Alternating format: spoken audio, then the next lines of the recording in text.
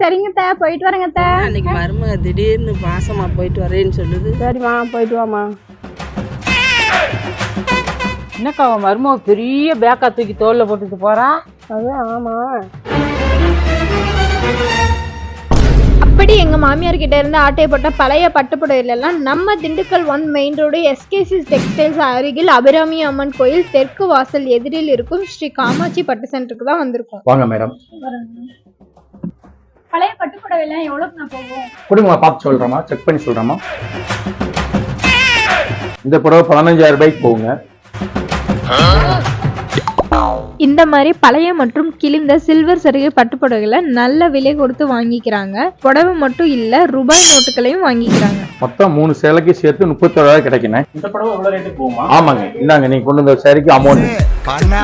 கொட்டு மணி மணி காசு பட்டு வேஷ்டிலாம் வாங்கிப்பீங்களா?